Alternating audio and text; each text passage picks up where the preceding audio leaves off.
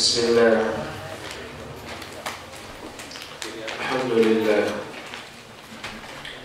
Wassalatu wassalamu ala Rasulillah Muhammad ibn Abdullah wa ala alihi wa ashabihi wa mawala wa man tabi'ahum bi ihsanin ila yaumil qiyamah wa ba'd.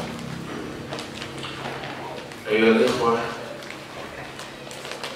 juga para pendengar Radio Roja Bandung di mana saja Anda berada, alhamdulillah kita kembali bertemu untuk melanjutkan kajian tentang kiat mengobati riya dan terakhir al-khawf minar riya. Kita teruskan yang ke-12, al-firaru min dzambillah, lari atau menghindar dari celaan Allah Azza wa Jalla. Apa sih rahasia di balik riya? Riya itu karena menghindari sakit hati karena dicela orang. Agar tidak dicela, dia menampakkan kebaikan-kebaikannya di muka manusia agar dipuji.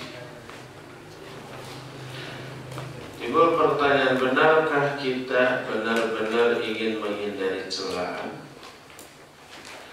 Kalau benar, hindari celaan Allah Azza wa Jalla kepada kita. Kalau kita meraih keridhaan manusia dengan cara-cara yang dibenci Allah, maka Allah akan membenci kita sekalipun manusia ridha kepada kita. Apakah kebencian manusia yang lebih kita takuti atau kebencian Allah? Tentu saja kita lebih takut dibenci oleh Allah, dimurkai oleh Allah. Apakah kita lebih takut dicela oleh manusia atau lebih takut dicela oleh Allah?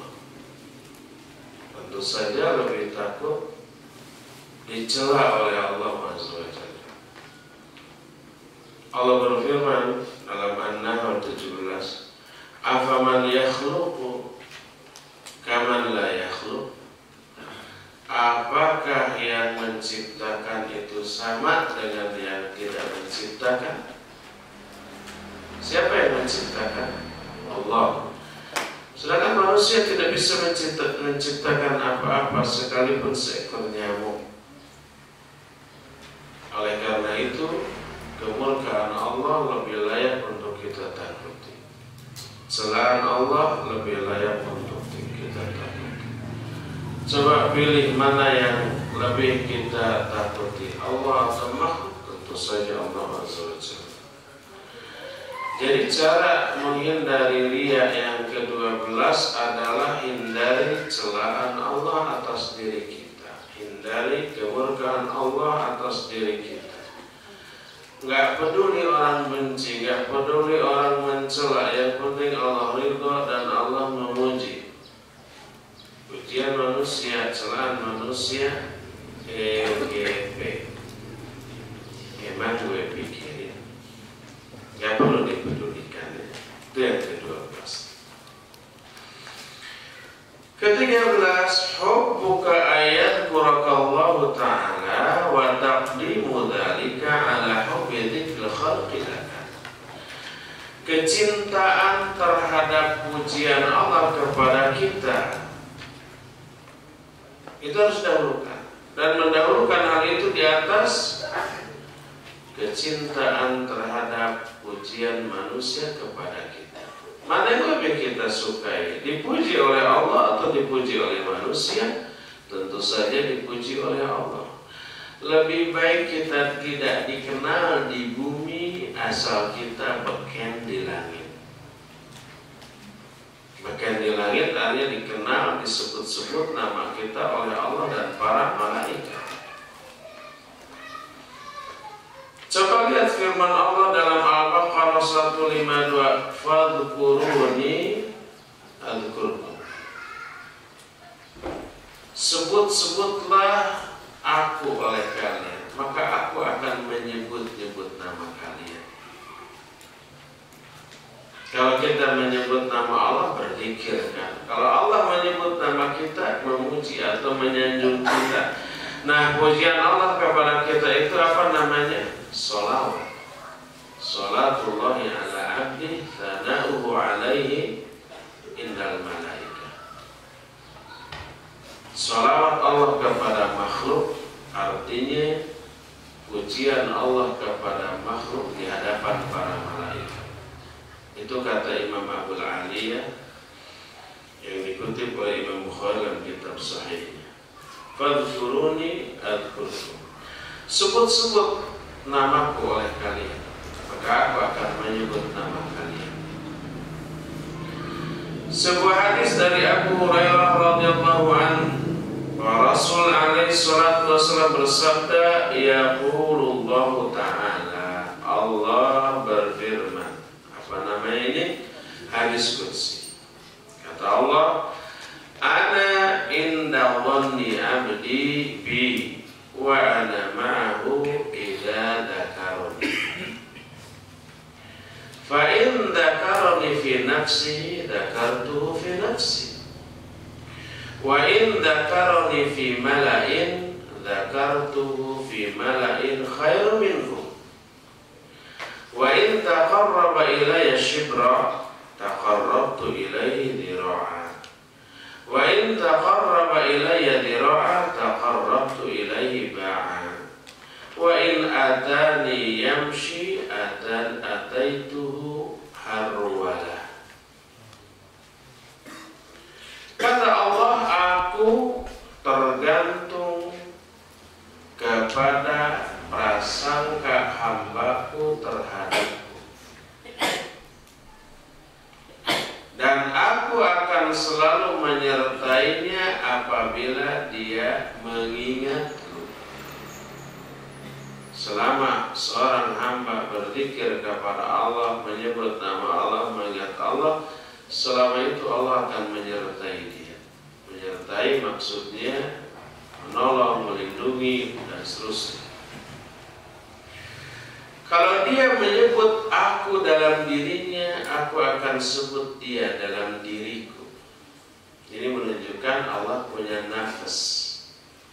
Salah satu di antara sifat Allah al-nafs, seperti perkataan Nabi Isa, ta'lamu ma fi nafsi wa la a'lamu ma fi nafsik.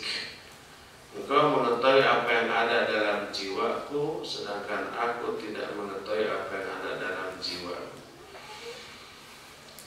Kalau dia menyebut namaku di satu mala itu kumpulan jamaah, di satu majelis, aku akan menyebut nama dia di majelis yang lebih baik daripada majelis mereka. Di majelis siapa? Majelis para malaikat. Dan kalau dia mendekat kepada diriku sejengkal, aku akan mendekat kepada dirinya sehasta. Sehasta itu satu sikut, hampir setengah meter. Panjang mana sesikut dengan sejengkal? Panjang sesikut, copek, ukur. Satu jengkal itu, satu sikut itu hampir 2 jengkal ya. Dan kalau dia mendekat kepadaku satu hasta, aku akan mendekat kepadanya satu depa. Bukan satu depa, itu beda dengan satu depa.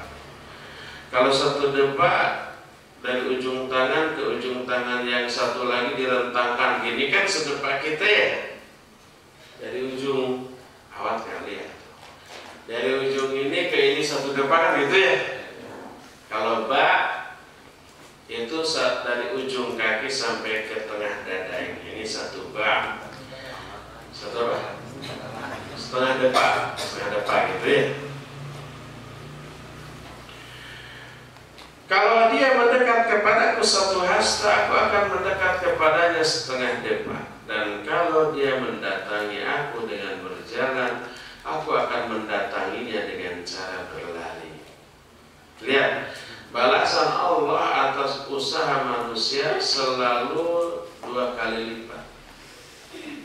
Hambaku mendekat kepadaku sejengkal, aku sedepa, aku sehasta. Hambaku mendekat sehasta, aku sedepa, setengah depa. Hambaku mendekat kepadaku setengah depa, hambaku mendekat dengan cara berjalan, aku berlari, gitu ya. Balasan Allah itu selalu apa? Berlipat. In tansurullah yansurkum wa yutsabbit aqdamakum. Kalau kamu menolong agama Allah, Allah akan menolongmu dan menetapkan kedudukan kamu. Fattabi'uni yuhibbukumullah wa yaghfir lakum dzunubakum. Ikut ya. Kita satu mengikuti Rasul SAW, maka Allah buat balasannya, Allah akan mencintai kamu dan mengampuni dosa-dosa. Wa qulu qawlan sadida yuslih lakum a'malakum wa yaghfir lakum dzunubakum. Ucapkan oleh kamu ucapan-ucapan yang baik, maka Allah akan mensolehkan amal-amalmu dan mengampuni dosa-dosa. Jadi selalu berlipat balasan dari Allah dibanding amal manusia itu sendiri. Inna ma'al usri yusra, inna ma'al usri yusra. Setiap satu kesulitan dibalas dengan 2 kemudahan.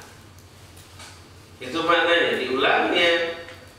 Inna ma'al usri yusra 2 kali, maknanya setiap satu kesulitan setelah itu akan datang 2 kemudahan.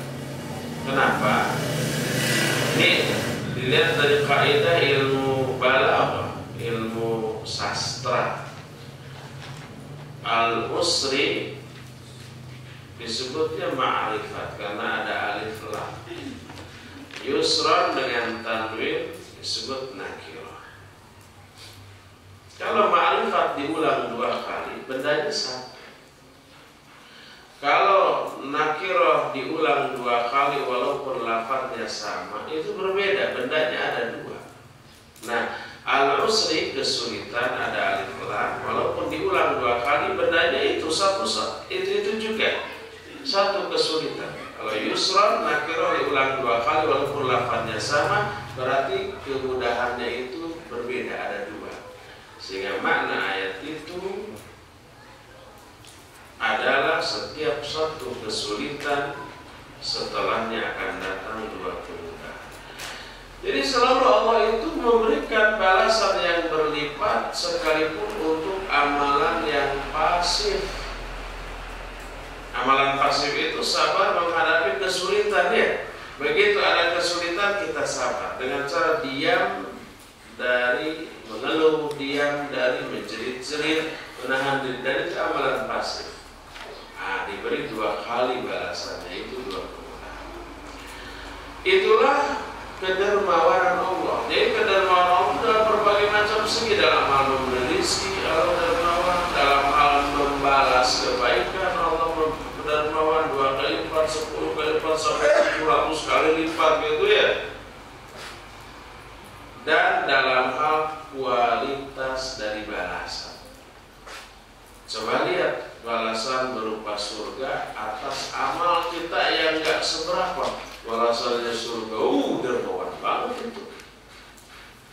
Sama lah dengan kita nyuruh, tolong umpamanya sapu tuh teras rumah saya yang cuma 2 kali 1 meter, nanti saya kasih 10 miliar. Dermawan banget ya. Masa 10 miliar untuk nyapu 2 kali 1 mas semenit juga enggak, gitu ya. Di buruhan atau dikasih upah 10 miliar. Ini lebih lagi, amal kita sedikit balasannya surga yang wah ini gak sebanding. Allah itu jawad, Allah itu karim, Allah itu dermawan dalam segala hal. Coba lihat komentar mu'alif setelah mengutip ayat dan hadis tadi. Ala yasurruka ayat wa qawlahu ta'ala inda mala'in afdal minal mala'il ladzina yahyuna 'alal ardh am hal faddalta dzikran nas 'ala dzikrillah wa faddalta nas 'alal malaikah. Tidak sukakah kamu kalau Allah menyebut namamu di satu majlis yang lebih utama dari seluruh majlis orang-orang yang hidup di muka bumi? Yang dimaksud majlis siapa? Majlis para malaikat. Apakah engkau lebih mengutamakan sebutan manusia atas dirimu daripada sebutan Allah? Apakah lebih mengutamakan pujian manusia kepadamu dibanding pujian Allah terhadap dirimu? Dipuji di hadapan malaikat. Apakah engkau lebih mengutamakan manusia daripada malaikat? Jadi orang yang menghindari pujian manusia, dia akan dipuji oleh Allah di hadapan para malaikat, dan malaikat juga akan memuji. Tapi orang yang mengharapkan pujian manusia, dia akan dicela oleh Allah dan para malaikat. Mana yang lebih kita pilih? Celaan Allah dan para malaikat atau celaan manusia? Kita akan lebih memilih celaan manusia asal dipuji oleh Allah dan para malaikat. Lebih baik kita tidak dikenal di muka bumi asal masyhur di langit, daripada kita beken di bumi tapi dicela oleh penduduk langit. Inilah kiat ke-13 menghindari riya. Ke-14, ma'rifatu ma yanfiru minhu syaitan, mengenal beberapa faktor yang menyebabkan syaitan lari dari kita. Mengenal beberapa hal pengusir setan sehingga setan menjauh dari kita. Setelah mengetahui itu, lalu kita aplikasikan sehingga setan pun menjauh. Kalau setan menjauh, insya Allah setan tidak akan menggoda kita untuk ingin dipuji. Apa sajakah perkara-perkara yang membuat syaitan lari dari kita? Nah, banyak. Satu, ketika kita mengucapkan zikir la ilaha illallah wahdahu la syarika lahul mulku wa lahul hamdu wa huwa ala kulli syai'in qadir 100 kali dalam sehari semalam. Baca kapan saja, pagi hari boleh, petang hari boleh. Pendek kan? La ilaha illallah wahdahu la syarika lahul mulku wa lahul hamdu wa huwa ala kulli syai'in 100 kali. Dari mana kita tahu bahwa hal itu bisa menyebabkan setan lari menjauh dari kita? Dari sabda Nabi SAW. Sikap setan itu kan dunia setan, dunia gaib bagi kita. Kita nggak tahu. Tapi Allah yang maha mengetahui setiap yang gaib memberitahukan hal ini kepada Rasul SAW. Lalu Nabi menyampaikan kepada kita. Kata Nabi alaihi salatu wassalam, "Man qala la ilaha illallah wahdahu la syarika lahu lahul mulku wa lahul hamdu wa huwa ala kulli syai'in qadir fi yawmin 100 marrah kanat lahu adlu ashri liqa wa kutibat lahu 100 hasanah wa muhiyat anhu 100 sayyi'ah wa kanat lahu harazan minasy syaitani yawmahu dzalika hatta yumsi." Walam ya'ti ahadun bi afdala mimma ja'a bihi illa rajulun amila akthar min dzalik. Siapa orang yang mengatakan la ilaha illallah wahdahu la syarika lah lahul mulku wa lahul hamdu wa huwa ala kulli syai'in qadir dalam sehari 100 kali, maka hal itu akan sebanding dengan pahala membebaskan 10 orang budak. Pahalanya besar, dan dicatatkan baginya 100 kebaikan, dan dihapuskan darinya 100 kesalahan. 100 jenis dosa itu dihapus dengan kalimat tersebut 100 kali, dan hal itu akan menjadi penjaga baginya dari syaitan pada hari itu sampai sore. Kalau kita baca itu pagi hari, sampai sore kita akan dijaga dari syaitan oleh Allah Azza wa Jalla. Dan tidak ada seorang pun yang lebih utama dari orang tersebut kecuali orang yang mengamalkan lebih banyak lagi dari bilangan 100 tadi. Hadis ini sahih riwayat Imam Bukhari dan Imam Muslim. Ini hal pertama yang membuat setan lari. Kita terpelihara dari godaan setan, yaitu mengucapkan la ilaha illallah wahdahu la syarika lah, lahul mulku wa lahul hamdu wa huwa ala kulli syai'in qadir 100 kali setiap pagi. 2. Membaca ayat kursi setiap kita naik ke atas tempat tidur. Kata Abu Hurairah radhiyallahu anhu, wa kalani Rasul sallallahu alaihi wasallam bi hifdzi zakati Ramadan fa atani atin faja'ala yahthu min at-ta'am fa akhadtu fa qultu la arfa'annaka ila Rasulillah sallallahu alaihi wasallam. Kata Abu Hurairah, Rasulullah SAW menugaskan aku untuk menjaga harta zakat Ramadan, zakat fitrah ya. Dan zakat fitrah harus berupa bahan makanan, nggak boleh dengan uang. Bisa gandum, bisa kurma dan seterusnya. Karena bahan makanan pokok di kita adalah beras, maka dengan beras. 1 sok beras sebanding dengan 3 kilogram. Kalau gandum, karena bahan gandum lebih ringan, 1 sok itu sebanding dengan 2,5 kilogram gandum. Nah, kesalahan orang di Indonesia, zakat fitrah itu dengan 2,5 kilogram beras. Kalau gandum iya 2,5 kilo, tapi kalau beras kan lebih berat ya, itu 3 kilo.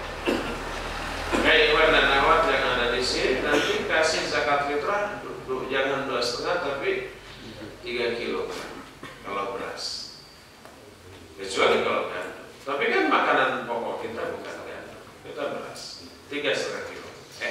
3 kilo bukan 2,5. Kalau 2,5 kurang.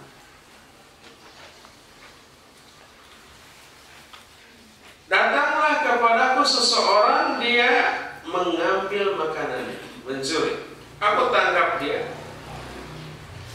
Lalu aku katakan, aku akan adukan, aku akan bawa kamu kepada Rasul SAW. Orang itu merengek-rengek, minta dilepaskan kan? Lalu menemukan alasan yang kuat, Abu Hurairah prihatin, lalu dilepaskan.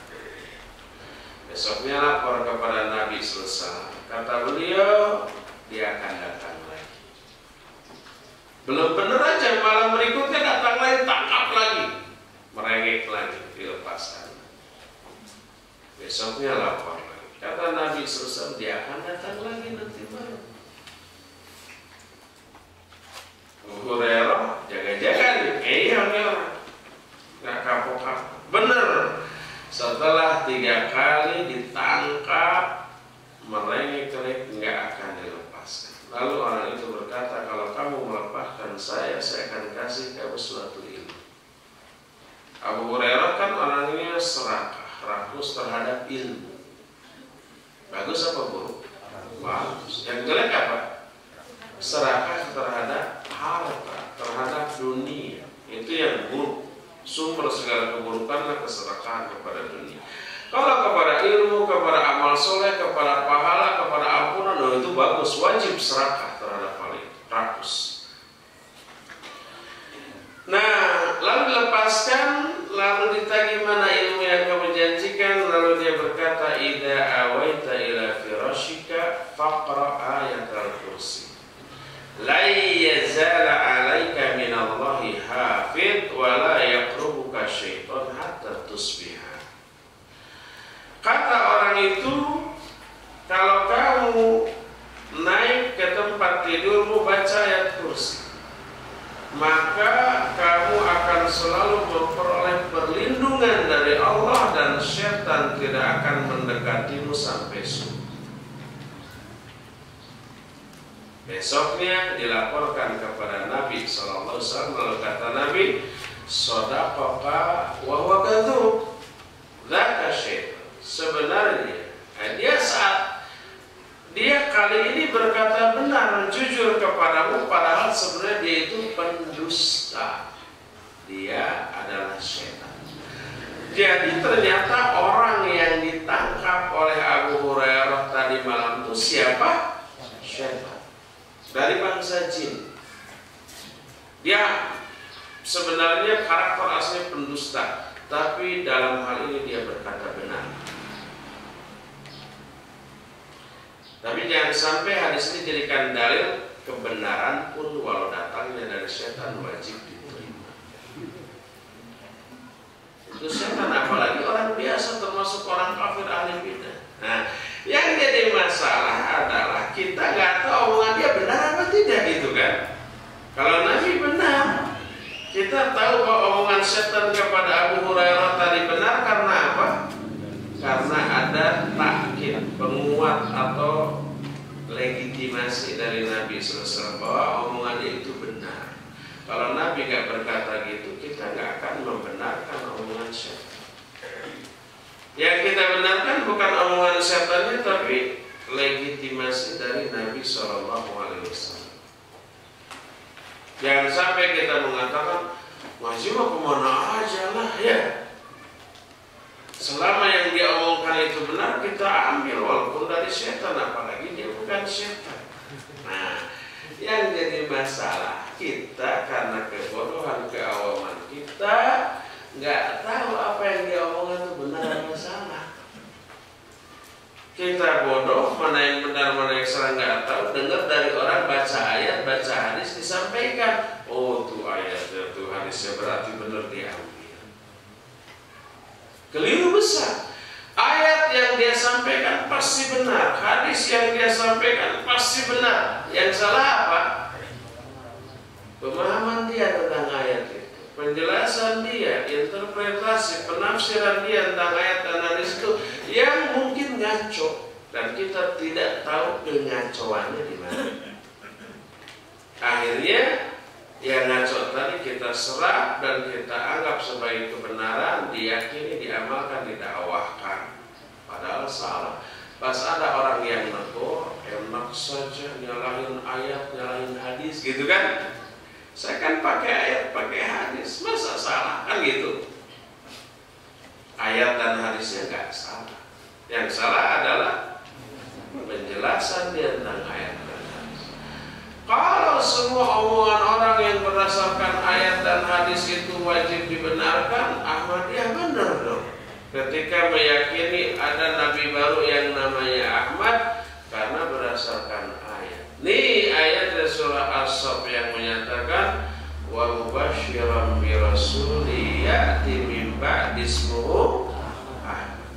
Kata Nabi Isa, aku memberi kabar gembira kepada kalian tentang adanya Nabi setelahku yang namanya Ahmad. Tuh ayat. Kalau ayat bisa ditafsirkan, dipahami secara sembrono, nanti bisa-bisa setiap yang namanya Ahmad itu Nabi. Nih ayat. Berani nggak menentang ayat ini? Saya Nabi, nama saya Ahmad. Ini ayat, berani nggak kufur kepada ayat itu? Nggak ada yang berani ya. Ayatnya benar salah? Benar. Lalu salahnya di mana? Pemahaman orang itu terhadap iya. Jadi hadis tadi menjelaskan dengan membaca ayat kursi sebelum tidur, setan lari dari kita. Menjauh, nggak bisa dekat-dekat. Inilah yang kedua. Ketiga, bila bermimpi buruk. Suka nggak bermimpi buruk? Saya terus terang suka. Bukan suka resep, bukan. Maksudnya osok. Osok, tapi teresep. Bila bermimpi buruk yang tidak disukai, meludahlah ke kiri 3 kali, lalu bertawudlah kepada Allah dari keburukan mimpi buruk tadi. Dengan cara itu setan yang menyelipkan mimpi buruk tersebut dalam mimpi kita akan lari menjauh, menghindar, dan mimpi buruk pun tidak akan berlanjut. Jadi kalau kita mimpi buruk, apa dikejar-kejar orang gila gitu ya, kita mau lari susah. Orang gila itu santai gitu ya, jalan, tapi kok cepet. Kita naik ke pohon, di pohon ada ular sanca. Susah. Maka lalu kita bangun sampai keringetan, meludah ke kiri 3 kali, lalu ta'awudz, lalu balikan bantal. Insya Allah mimpinya gak akan berlanjut. Kalau begitu bangun mimpi buruk lalu kita ngabiri gini, ngeri mimpinya, lalu tidur lagi, itu berlanjut itu. Orang gilanya bisa jadi 3. Dari Abu Qatadah radhiyallahu anhu, ini Abu Qatadah orang Arab, sahabat, bukan orang fasik dan ustaz. Sahabat Nabi namanya Abu Qatadah radhiyallahu anhu. Dia berkata, sami'tu Nabiyya sallallahu alaihi wasallam yaqul, ar-ru'ya min Allah wal hilm min asy-syaitan. Fa idza ra'a ahadukum syai'an yakrahuhu falyanfudh hina yastayqidhu 3 marrat. Wa yata'awwad min syarriha fa innaha la tadurruhu. Mimpi yang baik dari syaitan, dari Allah, sedangkan mimpi yang buruk dari syaitan. Makanya ketika para ulama menjelaskan kiat-kiat syaitan dalam menggoda manusia, salah satunya melalui mimpi. Syaitan bisa memasukkan mimpi buruk ke dalam mimpi manusia, dan Allah memberikan kemampuan seperti itu kepada syaitan. Mimpi yang baik dari Allah, mimpi yang buruk dari syaitan. Maka apabila salah seorang di antara kalian bermimpi sesuatu yang tidak disukainya, hendaklah dia meludah ketika bangun 3 kali ke kiri dan berta'awudlah dari keburukannya, maka mimpi buruk itu tidak akan layadurruhu, tidak akan memadaratkannya. Berkata Abu Salamah, fa'in kuntu la'ara ru'ya athqala alayya minal jabal fama huwa illa an sami'tu hadzal hadits fala ubaluha.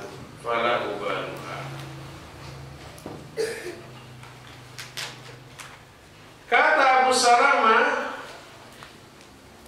kadang aku bermimpi yang lebih berat bagiku dibanding himpitan buruk. Artinya mimpi apa? Buruk. Kemudian aku mendengar hadis ini dari Rasul SAW, maka aku tidak peduli lagi tentang mimpi buruk. Gak khawatir. Karena apa? Karena ada antinya. Ta'awud, meludah ke kiri 3 kali dan tidak diceritakan, tidak akan memadaratkan. Dan seringkali orang zaman dahulu atau juga apalagi zaman sekarang sampai sakit karena mimpi buruk. Termasuk ini dialami oleh para ulama. Ketika ada hadis ini, maka para ulama pun tenang karena mimpi seburuk apapun tidak lagi akan membuat mereka sakit. Coba lihat, masih kata Abu Salamah, laqad kuntu ar-ru'ya fatumriduni hatta sami'tu an-nabiyya sallallahu alaihi wasallam yaqul ar-ru'ya al-hasanah min Allah fa in ra'a ahadukum ma yuhibbu fala yuhaddits bihi illa ma yuhibbu wa idza ra'a ma yakrahu falyata'awwadh billahi min syarriha wa min syarri syaitan wa yadful thalathan wa la yuhaddits biha ahadan fa innaha lan tadurruhu. Aku kadang bermimpi buruk yang membuat aku sakit. Sampai aku mendengar Abu Qatadah berkata, tadi ya kali baris ini kelewat. Aku pernah mimpi buruk lalu membuat aku sakit. Coba lihat, orang sekali bersahabat, orang sekali berulama, mimpi buruk bisa membuat mereka sakit. Sehingga aku mendengar Nabi SAW bersabda, mimpi yang baik itu dari Allah.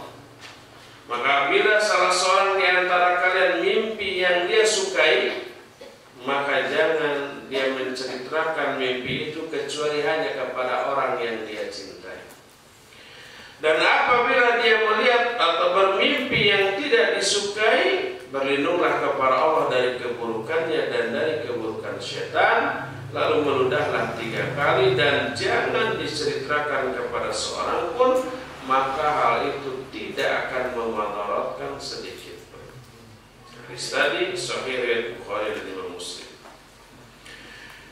Itulah yang ketiga di saat mimpi, ta'awud dan meludah. Keempat,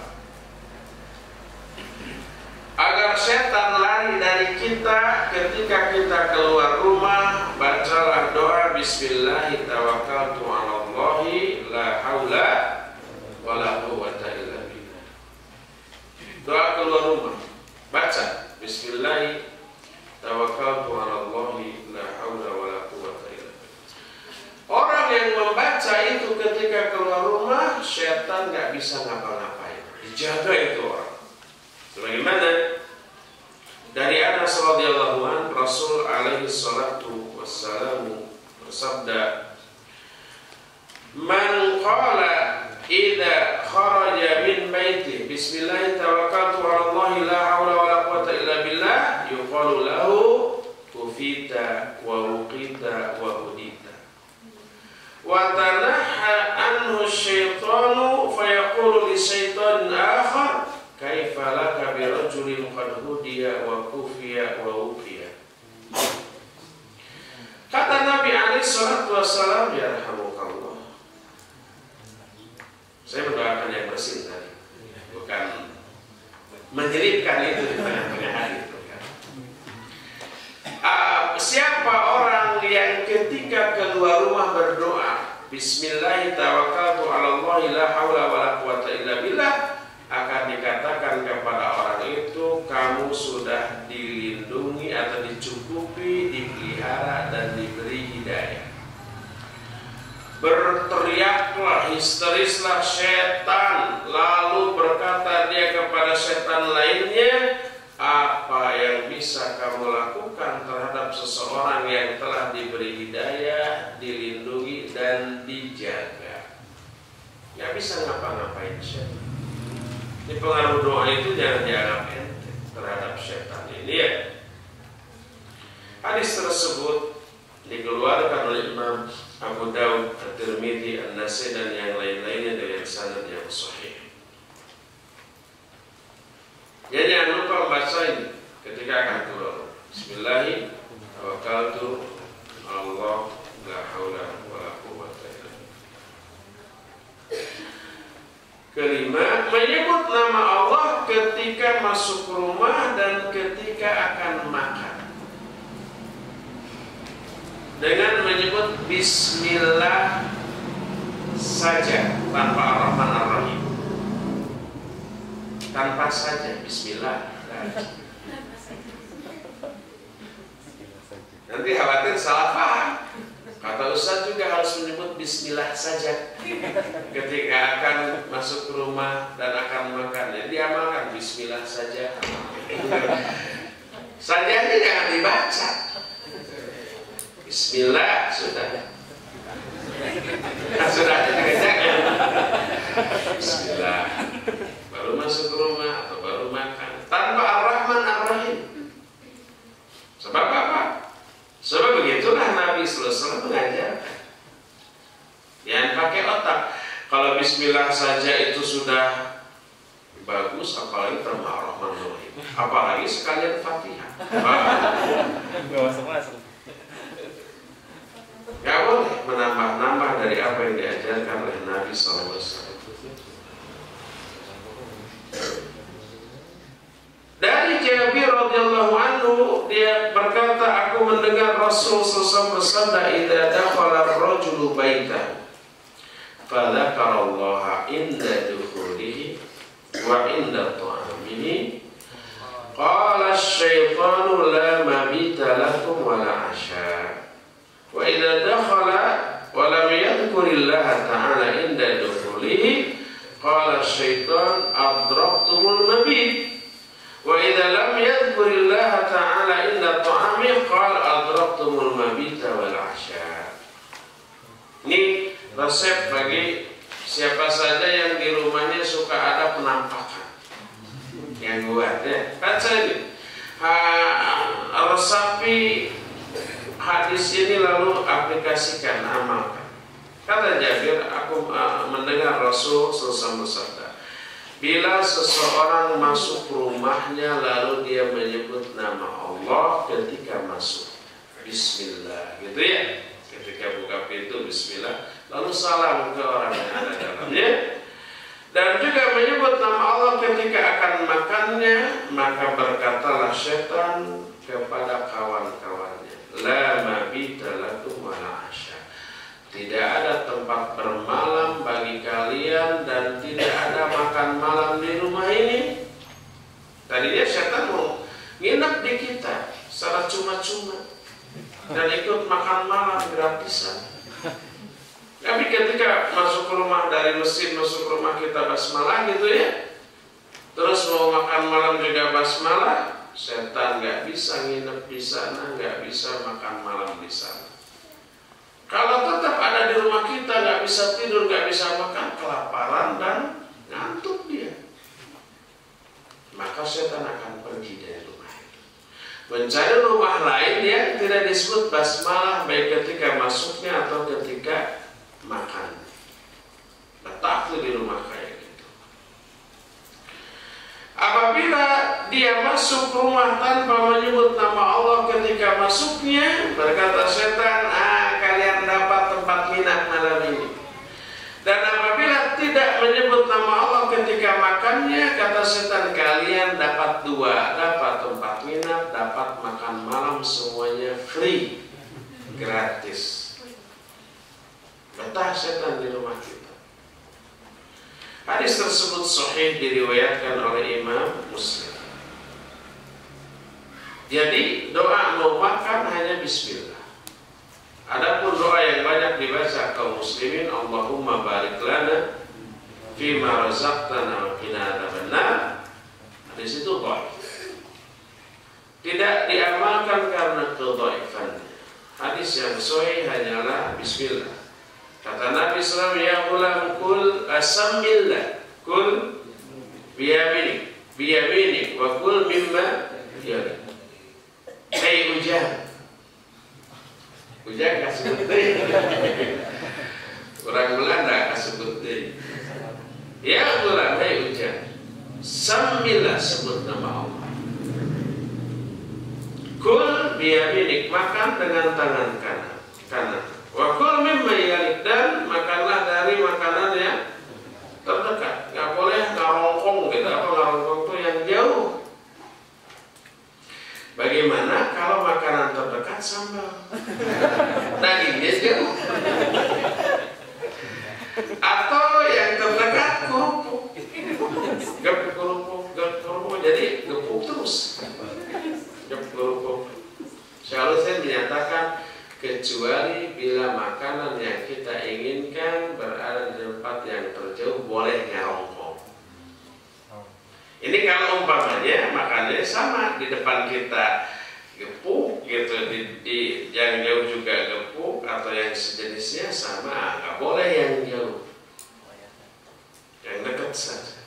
Atau kalau sekarang kan ada meja putar kan, nah diputer gitu ya. Ya, gepuknya didekatkan ke kita, sambalnya jauh. Nanti digiling.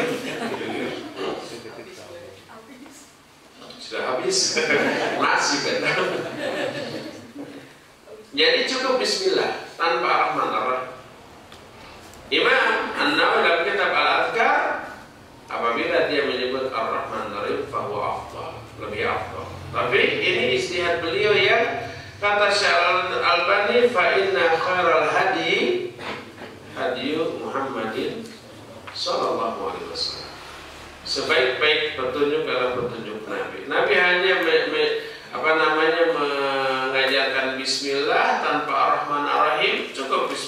saja tanpa saja tadi sudah itu. Jangan menambah dengan Ar-Rahman. Kalau orang berpandangan kalau ditambah Ar-Rahman Ar-Rahim lebih afdal, nanti ada orang yang bilang kalau Al-Fatihah lebih afdal. Nanti ada lagi yang bilang tambah Yasin lebih afdal. Bisa-bisa nambah Quran. Ya. Ingin yang paling afdal baca Quran dulu sampai selesai. Keburu lapar. Cukup bismillah. Itulah yang kelima.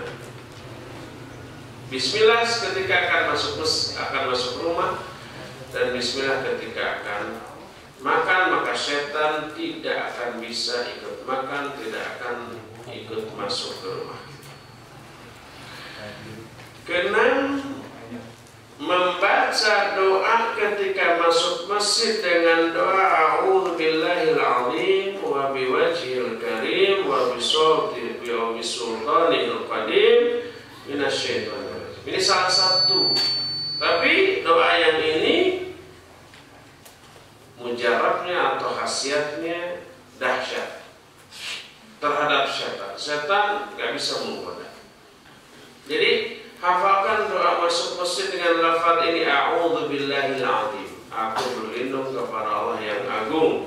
Wa biwajhil karim, dan berlindung kepada wajahnya yang mulia. Wa bisultanihil qadim, dan berlindung kepada kekuasaannya yang qadim. Minasyaitonir rajim, dari godaan setan yang terkutuk.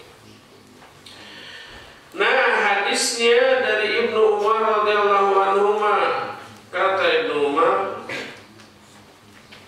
an Nabi sallallahu alaihi wasallam kana idza dakhala al-masjid qala a'udzu billahil azim wa biwajhil karim wa bisultanihil qadim minasyaitonir rajim qala fa idza qala dzalik qala syaitan hufidha minni sa'iral yawm. Kata Ibnu Umar, Nabi SAW bila masuk masjid selalu berdoa dengan doa A'udzubillahil azim wa biwajhil karim wa bisultanil qadim minasyaitonir rajim. Lalu beliau berkata, bila seseorang berkata demikian, berkatalah setan, orang itu telah dipelihara olehku di sisa hari yang tersisa, di waktu hari yang tersisa. Jadi kalau dia membaca doa ini ketika masuk subuh ketika masuk masjid waktu subuh, sejak berdoa subuh itu sampai sore hari dia akan dipelihara oleh Allah dari godaan syaitan. Hadis tersebut diriwayatkan Imam Abu Dawud dalam Sunan Abu Dawud dengan sanad yang sahih sebagaimana dijelaskan kesahihannya dalam kitab Sahih Sunan Abu Dawud dan dalam tahqiq kitab Al-Kalimut Thayyib susunan Syekhul Islam Al-Kalimut Thayyib ditahqiq oleh Syekh Al-Albani rahimahullah.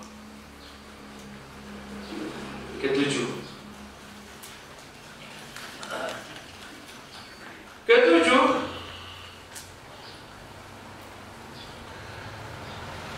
yang membuat setan lari adalah adzan dan qamar. Kalau nggak lari dia bisa mati loh. Dahsyatnya lagi, adzan ini selalu berkumandang setiap detik secara bergiliran di setiap tempat di seluruh dunia. Sekarang di kita jam 9 kurang, tapi detik ini ada di tempat tertentu orang yang sedang mengumandangkan adzan, baik zuhur, asar, maghrib, isya ataupun subuh. Mungkin sekarang di mana jam 12 di daerah timur sana ya. Pas zuhur di sana ada. Mungkin sekarang ada yang baru berkumandang sholat subuh di sebelah barat sana ya. Entah di negara wallahu a'lam. Dari Abu Hurairah radhiyallahu anhu, Rasul sallallahu alaihi wasallam bersabda, "Idza nudiya lis-sholati adbara asy-syaitan wa lahu durat hatta la yusma'. Fa idza qada al-adhan aqbal fa idza thuwiba biha adbar fa idza qudiya taswib aqbala hatta yakhtura bainal mar'i wa nafsi wa yaqul udhkur kadza wa kadza ma lam yakun yadhkur hatta yudhilla ar-rajulu in yadri kam shalla fa idza lam yadri ahadukum kam shalla thalathan aw arba'an falyasjud sajdataini wa huwa jalis. Bila dikumandangkan azan untuk sholat, larilah syaitan sambil mengeluarkan kentut. Durat. Durat itu kentut yang bersuara. Kalau yang tidak bersuara namanya fasa. Mungkin dari pes gitu ya. Kalau durat dari durut. Sampai suara azannya tidak terdengar. Bayangkan suara azan yang keras kalah sama suara kentut syaitan. Cuma kita tidak mendengar. Syaitan saja yang mendengar. Bila selesai azan, dia datang lagi ke masjid. Ngapain? Mau sholat? Bukan. Mengganggu orang agar orang itu tidak sholat sunnah. Bahkan agar orang ngobrol mengganggu orang yang sedang zikir, yang sedang sholat sunnah dan seterusnya kan. Lalu dikumandangkan qomat, lari lagi syaitan sejauh-jauhnya. Selesai qomat dia datang lagi, nyelip di antara saf manusia, lalu dia berbisik ke dalam hati atau pikiran orang, ingatlah anu yang sebelum sholat gak kepikiran, di dalam sholat muncul. Makanya salah satu hikmah kenapa saf harus rapat agar setan gak bisa selap-selip. Kalau enggak, setan nyelip di sana berbisik secara leluasa, ingat ke anu. Apa yang di luar sholat gak ingat, di dalam sholat muncul. Uang 1.000 rupiah yang sudah sebulan gak ketemu, dalam sholat ketemu. Oh iya diambil. Waktu itu saya mau beli traksi gitu, mau ke warung, ada tamu, disimpan itu uang di sana. Beres tamu pulang, lupa di mana gak ketemu. Tamunya itu si fulan. Terus jadi ngelamun dalam sholat. Ya. Nah, sehingga orang itu tidak tahu lagi sudah berapa rakaat sholat yang dia lakukan. Maka bila dia tidak tahu lagi berapa rakaat, 3 atau 4 rakaat, hendaklah dia sujud 2 kali dalam keadaan duduk. Sujud apa? Sujud sahwi. Apa yang dibaca dalam sujud sahwi? Subhana Rabbiyal a'la. Sama dengan sujud biasa.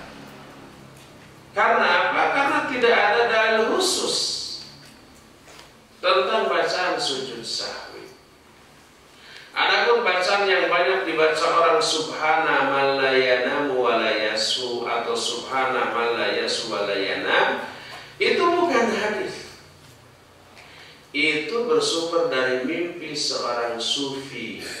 Dalam mimpinya dia bertemu dengan Rasul SAW, lalu Rasul SAW mengajarkan doa sujud sahwi, lalu diamalkan oleh dia. Rawahu sufi fi ru'ya fi manami. Diriwayatkan oleh sufi dalam tidurnya. Biasa rawahu Bukhari fi sahihihi gitu ya. Ini mah rawahu sufi fi manami. Nggak boleh orang bersandar kepada mimpi. Kalau Nabi SAW mengajarkan satu ajaran zaman sekarang lewat mimpi para orang soleh, berarti Islam ini semasa hidupnya belum sempurna ya. Ada yang kelewat tuh, doa sujud sahwi belum diajarkan, gitu ya. Berarti belum sempurna tuh kalau begitu. Kalau belum sempurna bertumbuhkan dengan ayat al-yauma akmaltu lakum dinakum. Maka tidak boleh mengamalkan satu doa, satu ajaran hanya lewat mimpi seseorang. Masa para sahabat nggak diajari, orang terkemudian diajari. maka bertubrukan dengan ayat. Tidak boleh dibaca doa subhana man la yanamu wa la yaswi, jangan. Kalau baca apa? Sama dengan bacaan sujud biasa. Kata Nabi SAW ketika turun fasabbih bihamdi rabbika wastaghfir, lalu Nabi membaca dalam sujudnya subhanakallahumma rabbana bihamdika allahumma ighfir. Atau ketika sabbih isma rabbikal a'la, beliau membaca subhana rabbiyal a'la. Lalu beliau menyatakan ij'aluha fi kulli sujudikum, jadikan doa itu dalam seluruh sujud kamu, seluruh sujudmu, termasuk sujud sahwi, termasuk sujud syukur. Sujud syukur nggak ada doa khusus, baca doa itu. Sujud sahwi juga baca dari subhana rabbiyal a'la. Dan ketika duduknya di antara dua sujud biasa baca rabbil fir. Tidak ada perbedaan antara sujud sahwi dengan sujud biasa dalam hal doa dan kaifiyah dan tata cara. Oleh karena itulah maka adzan dan qomat berdasarkan hadis tadi merupakan perkara yang bisa menyebabkan syaitan lari dari kita sejauh-jauhnya. Hadis tadi diriwayatkan Imam Bukhari dan Imam Muslim. Ke-8. Setan akan lari bila kita isti'adah. Apa isti'adah? Meminta perlindungan kepada Allah dengan cara membaca a'udzubillahi minasyaitonirrajim. Allah Azza wa Jalla berfirman dalam Fussilat 36, wa imma yanzaghannaka minasyaitoni nazghun fasta'idz billah innahu huwas-sami'ul alim. Dan bila syaitan menggodamu dengan satu godaan, maka berlindunglah kamu kepada Allah, karena sesungguhnya Dia Maha mendengar dan Maha mengetahui. Godaan syaitan itu macam-macam. Nih sebuah hadis ya, yang diriwayatkan oleh Imam Al-Bukhari, Imam Abu Dawud. Imam Abu Dawud dalam kitab Sunan. Dari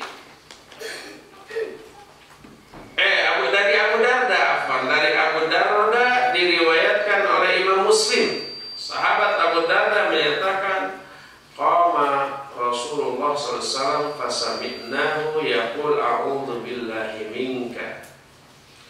Thumma qala al'anuka bila'natillahi thalatha.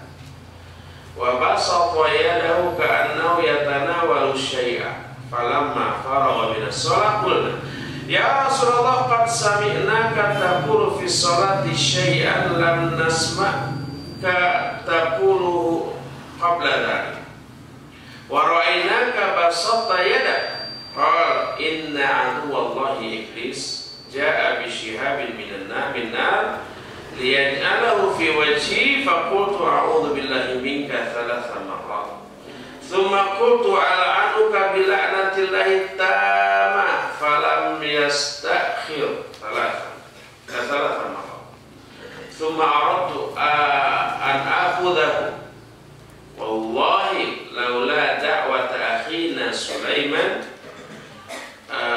la asbaha muthiqan yal'abu bihi bildanu ahli Madinah. Kata Abu Darda, Rasul SAW sholat. Ini sholat malam. Dan satu Abu Darda juga ikut. Maka kami mendengar beliau berkata di dalam sholatnya, a'udzu billahi minka. Aku berlindung kepada Allah dari dirimu. Kemudian beliau berkata, aku melaknatmu dengan laknat Allah 3 kali. Lalu beliau mengulurkan tangannya seperti mau mengambil sesuatu. Seusai sholat, kami bertanya, wahai Rasulullah, kami telah mendengarmu mengatakan dalam sholatmu satu perkataan yang tidak pernah kami dengar engkau mengatakan itu sebelumnya. Dan kami pun melihat engkau mengulurkan tangan di dalam sholat. Lalu beliau menjawab, Sesungguhnya musuh Allah yaitu iblis datang membawa anak panah berapi. Dia membakar wajah. Lalu aku berkata, a'udzubillahi minka 3 kali. Lalu aku berkata, al'anuka bila'natillahi ta'ama juga 3 kali. Tapi dia tidak mundur, datang lagi gitu ya. Lalu aku ingin menangkapnya. Maka demi Allah, seandainya bukan karena doa saudaraku yaitu Sulaiman, pasti akan aku ikat dia sampai subuh dan akan dijadikan cocokan budak Madinah. Cocokan ada terjemahannya apa? Mainan. Akan jadi barang mainan yang dipermainkan dan dicocok oleh anak-anak di Madinah. Hadis ini dan hadis dari tentang Abu Hurairah nangkap jin menjadi dalil jin bisa ditangkap oleh tangan tanpa dimasukkan ke botol. Entah dari mana itu orang-orangnya dalam dongeng dan realita sekarang banyak orang masukkan jin ke botol. Abu Hurairah menangkap, Nabi SAW menangkap dan bisa diikat. Kalau apa? Kalau jin itu menjelma dengan jelmaan yang dilihat oleh orang. Dalam kasus Abu Hurairah, jin itu menjelma jadi orang dan ditangkap. Dan ketika ditangkap, dia tidak bisa lepas. Mereka yang minta dilepaskan. Inilah yang menjadi penyebab kenapa bangsa jin tidak sembarangan menjelma di hadapan manusia. Kalau dia menjelma, resikonya besar, bisa ditangkap, bisa dipukul, bisa dibunuh dan mati. Apapun jelmaannya, baik orang ataupun binatang, ular, kucing, gogok dan yang sejenisnya, termasuk kuntilanak umpamanya. Coba kalau ya di tempat sepi, tengah malam, di kuburan ada kuntilanak, tiba-tiba lewat orang. Apa yang dilakukan kuntilanak itu? Menghilang. Bukan ngejar-ngejari ya sih ada orang. Kenapa menghilang? Takut dia, beresiko. Payahnya orang yang lewatnya juga takut. Takut.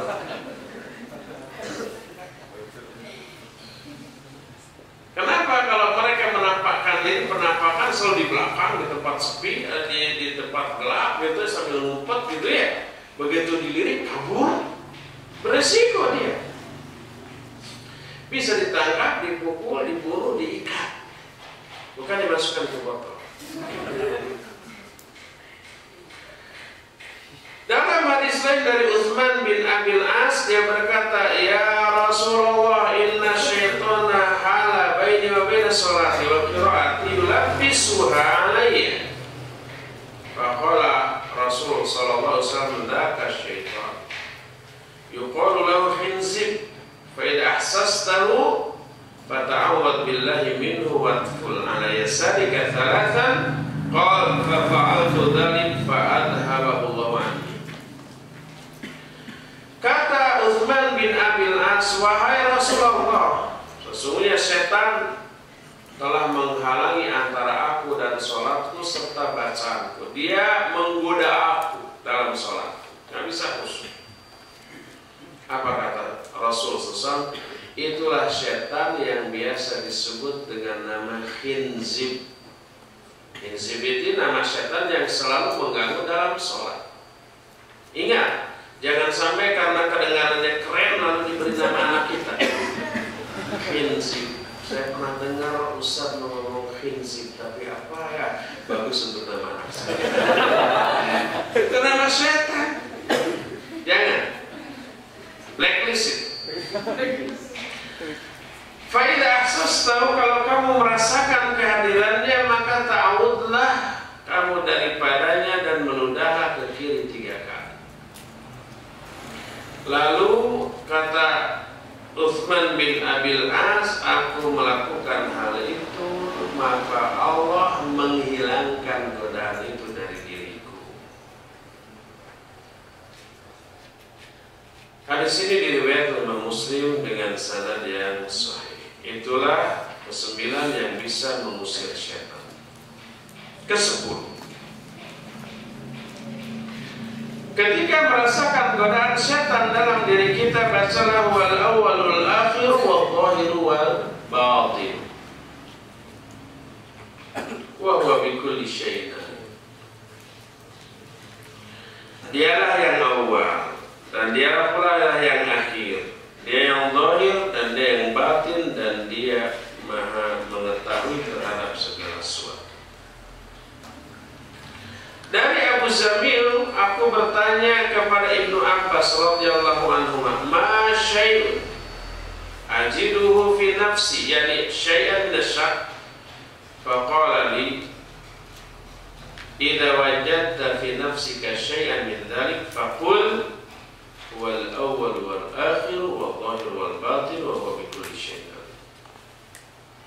Aku bertanya kepada Ibnu Abbas, apakah sesuatu yang aku rasakan dalam diriku, yaitu sesuatu keraguan-keraguan? Apa itu?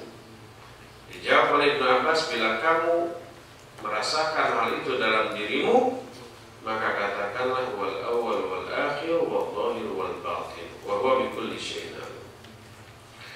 Hadis itu sanadnya hasan, diriwayatkan Imam Abu Dawud dalam kitab Sunannya, sebagaimana kehasanannya dijelaskan oleh Syekh Al-Albani dalam kitab Tahqiq Al-Kalimut Thayyibah.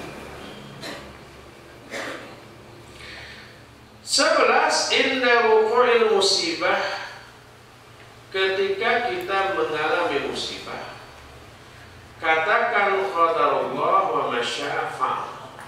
Inilah takdir Allah, dan apa yang Allah kehendaki pasti Dia lakukan.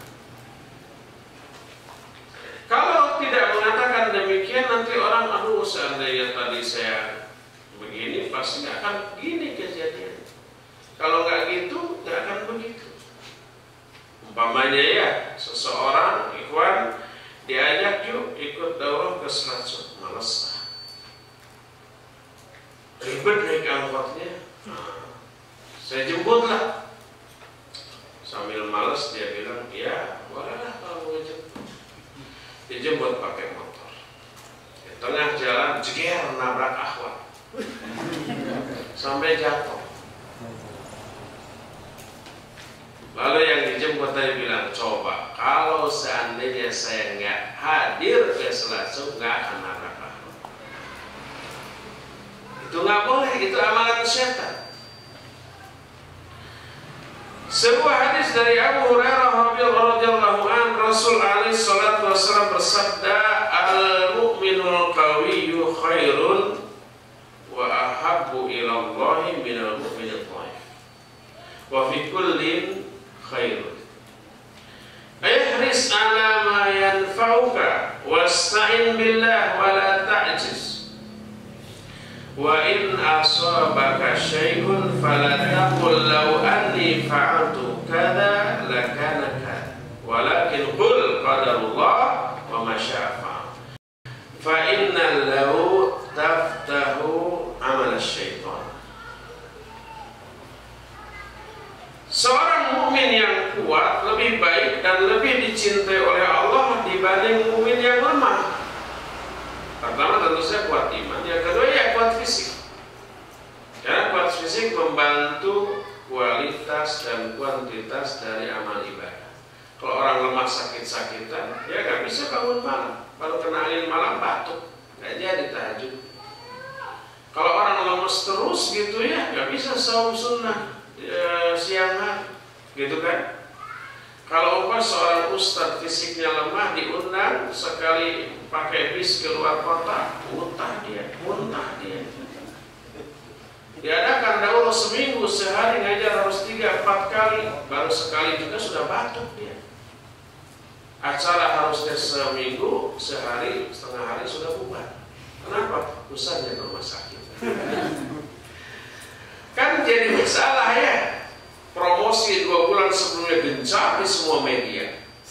Peserta membludak, sudah nyewa gedung mahal, ruang parkir, lahan parkir sudah luas gitu ya. Seminggu acara, setengah hari Ustaz masuk rumah sakit karena lemah fisik. Jadi stamina fisik perlu, jangan sampai menghambat ibadah dan dakwah. Seorang mukmin yang kuat lebih baik dan lebih dicintai oleh Allah daripada mukmin yang lemah. Wa fi kullin khairun, tapi di masing-masing kedua hal itu ada kebaikan. Yang lemah ada kebaikan, yang kuat juga ada kebaikan. Bersungguh-sungguhlah kamu untuk meraih apa yang manfaat bagimu, dan mintalah pertolongan kepada Allah, dan janganlah kamu bersikap lemah. Jangan bersikap lemah, bukan jangan lemah, kata Syekh Al-Utsaimin rahimahullah. Karena kalau kita kelelahan, diforsir lalu sakit, itu bukan kehendak kita. Tapi jangan sampai kita bersikap seperti sikap orang yang lemah di saat kita sehat, malas, loyo, gitu ya. Jangan sampai seperti itu. Dan bila ada sesuatu yang menimpamu, in asobaka syai'un, ada musibah yang menimpamu, jangan sekali-kali kamu mengatakan seandainya saya tadi begini maka pasti akan terjadi demikian. Nggak boleh. Tapi katakanlah inilah takdir Allah, dan apa yang Allah kehendaki pasti Dia lakukan. Karena kata-kata seandainya membuka amalan syaitan. Kalau mengatakan seandainya membuka amalan setan, berarti mengatakan qadarullah wa masyafa'al, ini menutup pintu-pintu amalan setan. Setan lari dan menjauh. Jadi kita tidak boleh mengatakan kata-kata seandainya, tapi dirinci. Boleh nggak mengatakan seandainya saya punya uang, saya akan infak? Boleh. Saya lagi nyetir dengan kecepatan 30 atau 40 km per jam dengan konsentrasi full penuh. Mendadak ada anak nyebrang, lalu saya rem skit, selamat. Lalu saya katakan seandainya tidak saya rem, anak itu tertabrak. Boleh nggak? Boleh. Terus yang nggak boleh yang bagaimana tuh? Nah, pertama yang nggak boleh adalah perkataan seandainya dalam rangka menggugat syariat, itu tidak boleh. Seandainya saum itu hanya seminggu aja ya, jangan sebulan, enteng kayak haram, tidak boleh. Seandainya Allah mewajibkan sholat itu 2 kali lah, pagi dan sore, kan siang masih sibuk ya, kayaknya enak kita. Haram, itu menggugat syariat. Seandainya waris itu laki wanita sama rata, salah ya. Si ujang anak emak, si nyai oge anak emak. Ujang dewa. Apa bedanya? Harus dibeda-bedakan ya. Kalau ini cuma perduanya, coba seandainya, nggak boleh haram itu. Itu yang pertama. Kedua, mengatakan seandainya dalam rangka menggugat takdir yang sudah terjadi.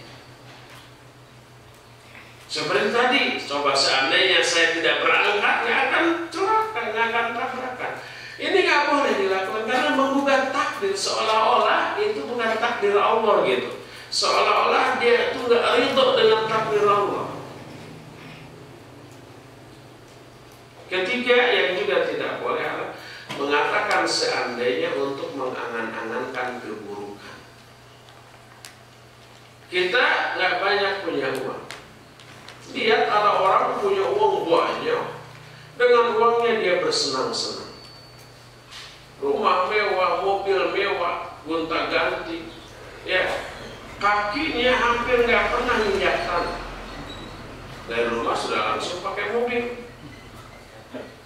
Sampai di kantornya langsung juga ke karpet, gitu ya.